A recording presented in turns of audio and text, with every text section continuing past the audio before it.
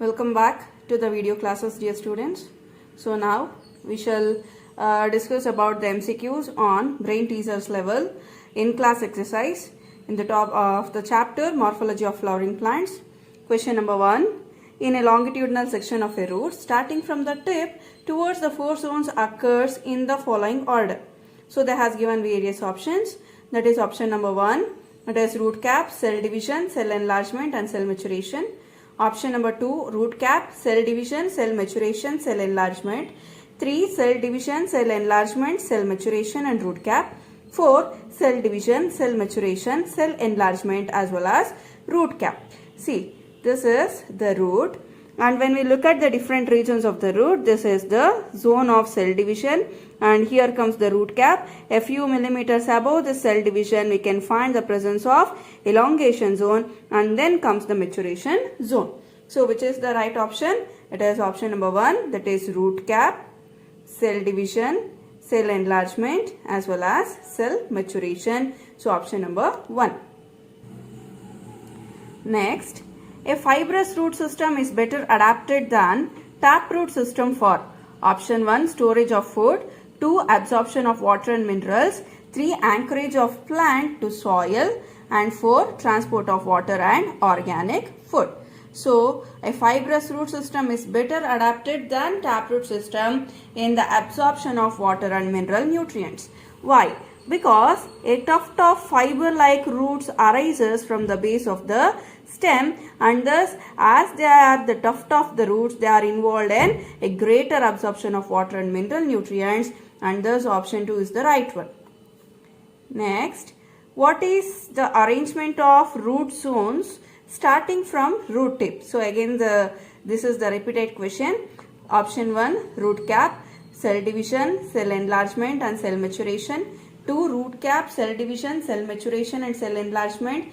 3, cell division, cell enlargement, cell maturation and root cap. And fourth one, cell division, cell maturation, cell enlargement and root cap. So which is the arrangement in order? So first comes the root cap, then comes the cell division and cell enlargement as well as cell maturation zones are present, and hence option 1 is the right one. And in the next question we have to fill in the blanks. So they has given the question, and here in the blanks like 1, 2, 3, 4 we have to fill them. First statement, the dash. So here they has given 1, roots of carrot, turnip and 2, roots of sweet potato and asparagus get swollen and stores food. So we shall know what this 1 is. So the dash roots of carrot. So what kind of roots are present in carrot? It is the taproot. So here comes the taproot. So the taproots of carrot, turnip and dash roots of sweet potato. So what kind of roots are present in sweet potato? So here the adventitious roots are modified for the storage of food in case of sweet potato, and thus here comes the adventitious roots. Adventitious roots. And asparagus gets swollen and stores food. And then when we move to the second statement, rhizopora growing in dash areas.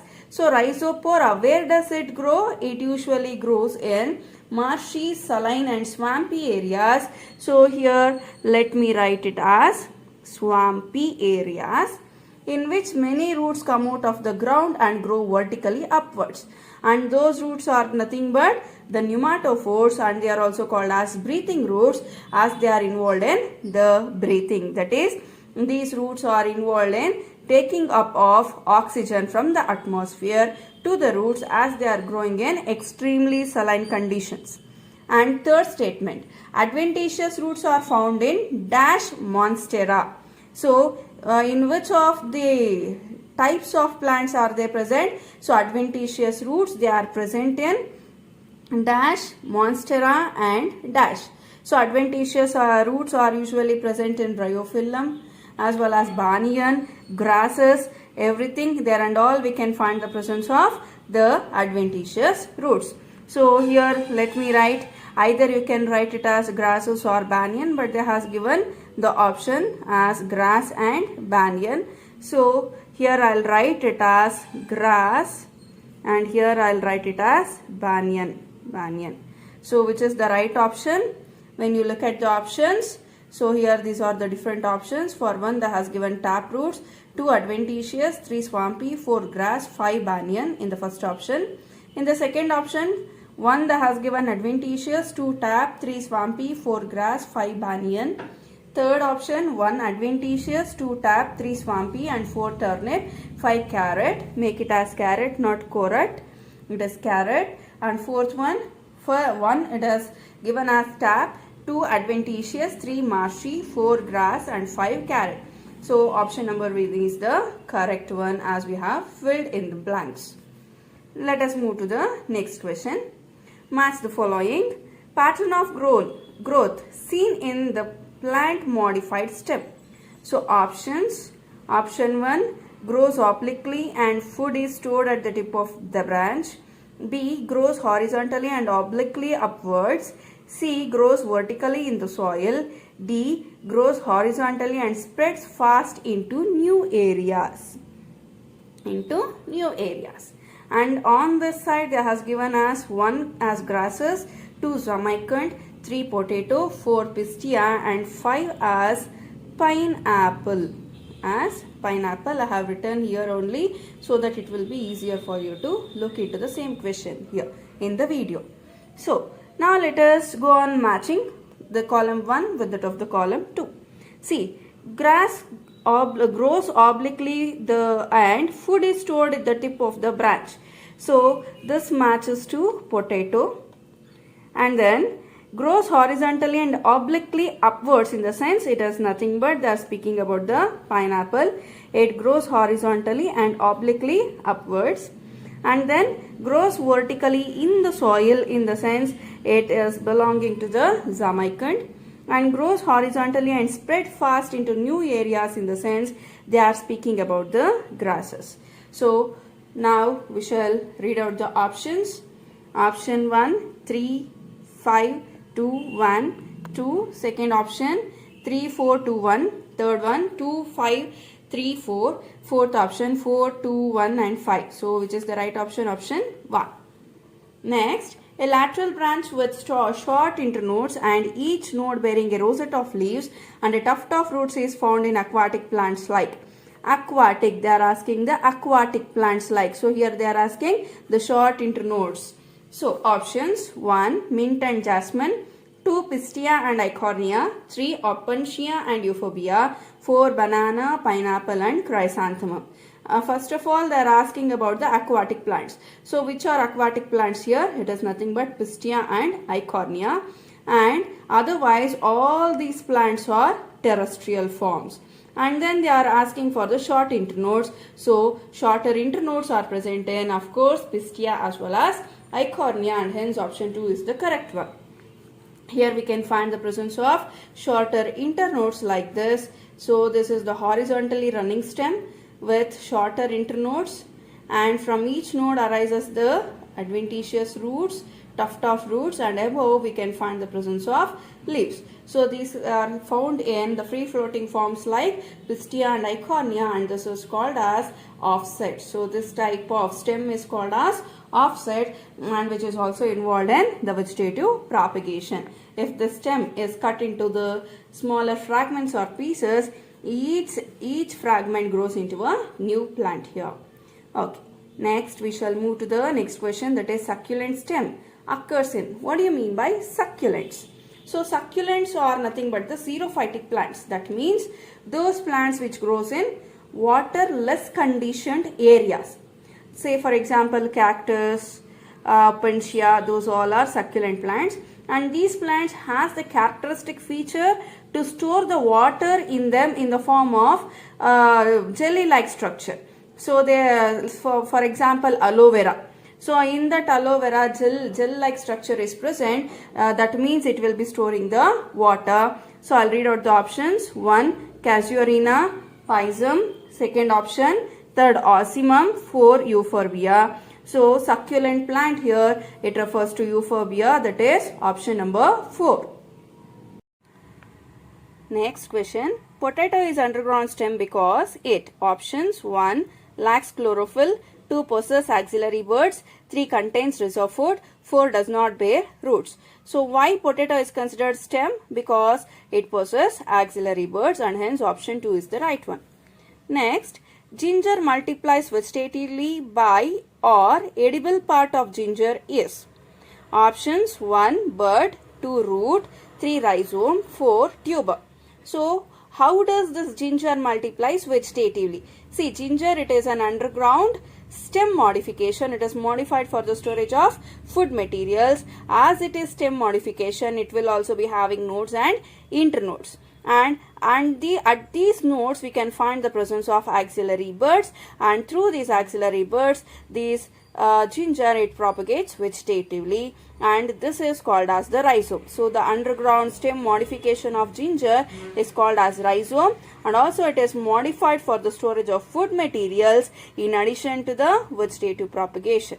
So option 3, rhizome. Next, which of the following is or functions of the veins of leaf? Option 1, veins acts as channels of transport for food materials. 2, vein provides rigidity to the leaf blade. 3, veins acts as channels of transport water and minerals. 4th one, all of the above. So which are the following is the functions of veins of leaves? So they are actually present in the lamina of the leaf. See, if this is the leaf lamina, here comes the midrib, and here we can find the presence of the branches arising from the midrib called as veins. And again this undergoes further branches to form veinlets. So what is the main function? One is to provide the rigidity to the leaf blade. So this option is correct. And they acts as the channels of transportation of food materials as well as water. So which is the right option? All of the above, option 4. Next, read the following statements and find out the incorrect statement. Option 1, the leaf is attached to the stem by the leaf base while the petiole help hold the blade to light. Second one, a typical leaf consists of 3 main parts like leaf base, petiole and lamina. Third option, a bud is present in the axil of petiole of compound leaf but not in the axil of simple leaf. Fourth one, the lamina leaf blade is lamina, which is also called as the leaf blade, is the green expanded part of the leaf with veinlets. See, here we have to find out the incorrect statement. See, the leaf is attached to the same stem by the leaf base with while the petiole help hold the blade to the light. So this statement is correct.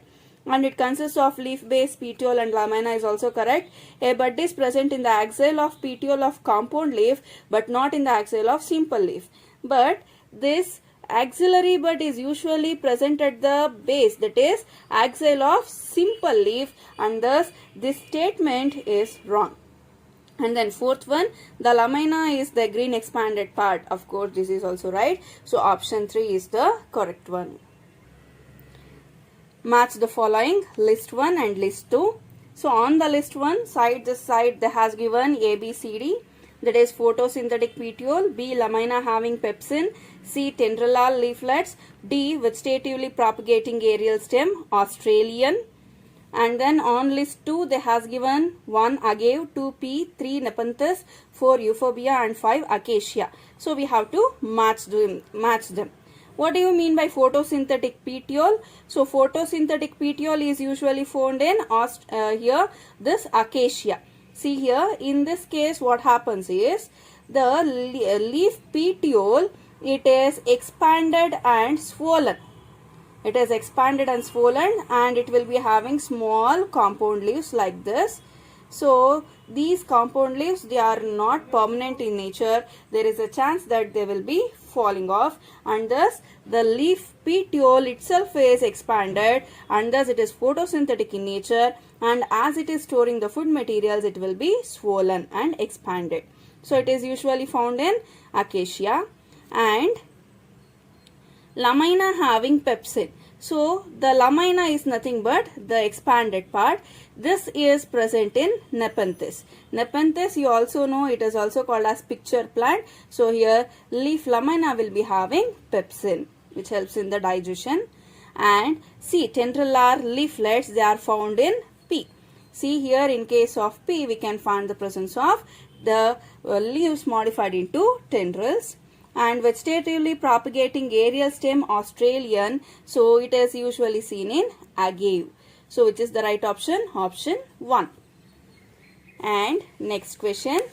So in acacia species, the first few leaves are pinnately compound. Then there are leaves with flattened petiole and fewer pinnae. The leaves of adult plant has parallel veined flattened petiole and no pinnae. It shows that. Option 1, the parallel veined green structures of the adult plant are phylloclades. 2, leaves of adult plant are reduced to phyllodes, while those of the seedlings are unreduced. Third one, the plant shows developmental heterophyly. Heterophyly in the sense the presence of two different kinds of leaves. And compound in seedling and simple in adult plant. Fourth one, the leaves of adult plant are unreduced while they are reduced in the seedling stage. See, in acacia species, the first few leaves are pinnately compound. So, pinnately compound. Then there are leaves with flattened petiole and fewer pinnae. So, what is the right option? It is option 2. So, the leaves of adult plant are reduced to phyllodes while those of seedlings are unreduced. So, in seedlings it is unreduced and hence option 2. Next question. Select the erroneous pair. Select the erroneous pair. Option 1, trimerous flower. 2, swollen placenta. 3, zygomorphic flower. 4, axial placentation. And then on the side, allium in the sense nothing but onion. So macoy is nothing but the nightshade plant which belongs to Solanaceae member. Then Iberis amara and radish. So here they are asking for the incorrect match. Trimerous flower, where it is present in allium as it is monocot. And swollen placenta is the characteristic feature of the Solanaceae members and thus it is also right. Zygomorphic flower is present in, it is seen in Iberis amara. And fourth one, axial placentation in case of radish. So axial placentation is not present in radish and thus option 4. Choose the character not related to racemose inflorescence. Option 1, peduncle is branched or unbranched. 2, flowers are arranged in acropetal order. 3, terminal bud of peduncle gives rise flowers laterally. 4, flowers open in centrifugal manner. So here we have to select which is not related to racemose. So in the sense flowers opens in centrifugal manner, option 4. So in this case what happens is they opens in the centripetal manner. That is, in case of racemose inflorescence, here we can find the presence of indefinite growth as growing tip is present here. And younger formed flowers will be present towards the apex and older flowers are present towards the base.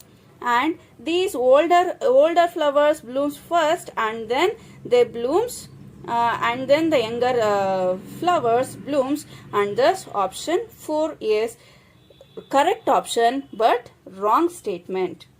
Now we shall move on to the next question. Read the following statements and find the suitable option. Option 1, generally petals are green, leaf-like and protect the flower in the bud stage. 2, sepals are brightly colored to attract insects for pollination.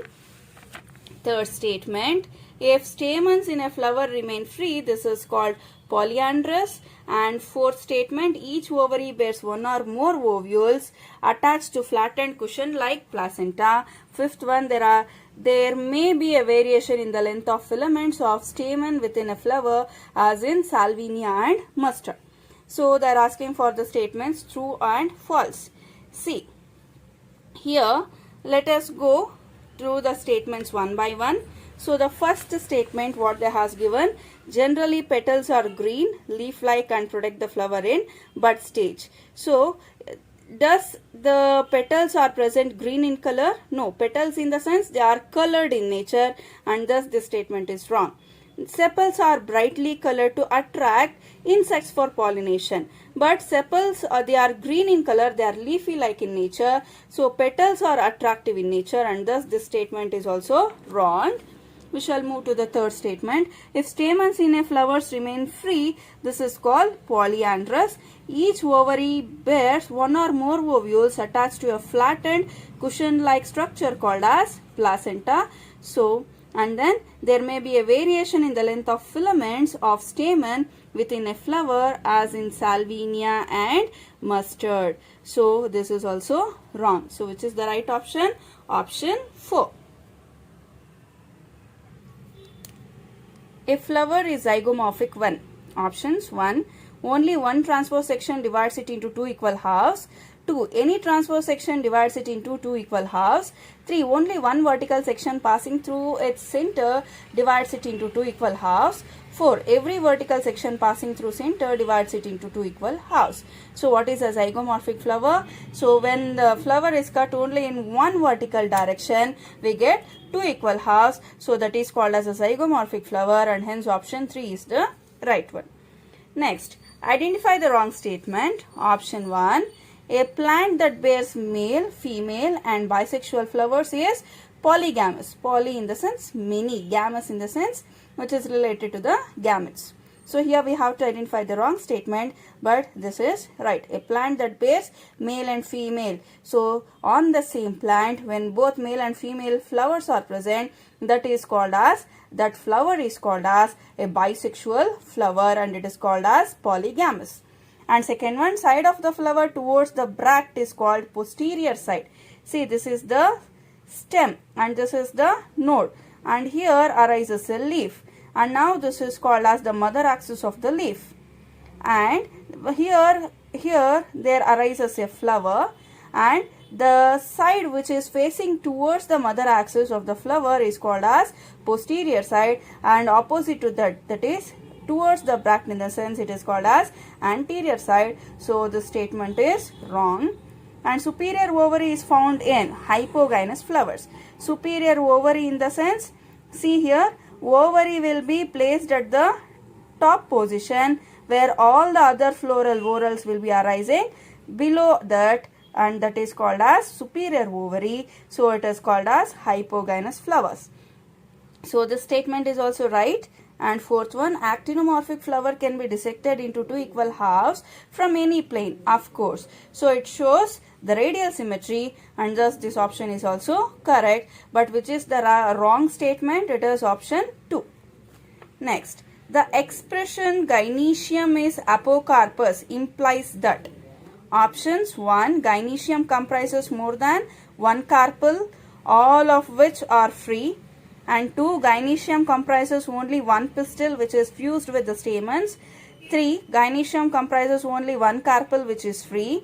4. Gynoecium comprises more than one carpel which are fused. So what do you mean by gynoecium that is apocarpous? So that means the term apo refers to not fused or free. Carpus refers to the carpels, and thus the expression gynoecium is apocarpous in the sense the gynoecium comprises of more than one carpels. So we say it as fused or free only when there are more number of carpels present. So here that gynoecium will be having more than one carpels, and these all will be free, and thus option 1 is the right one. Next, ovary is half inferior in the flowers of option 1 plum or peach, 2 cucumber, 3 brinjal, 4 guava. So half inferior in the sense the floral whorls. So here ovary will be present. All the floral whorls will be arising from the middle of the ovary, like stamens, and then sepals, petals, everything will be arising from the middle of the ovary. So such thing is called as half inferior, or it is also called as half superior. So it is usually seen in case of plum or peach. So option 1.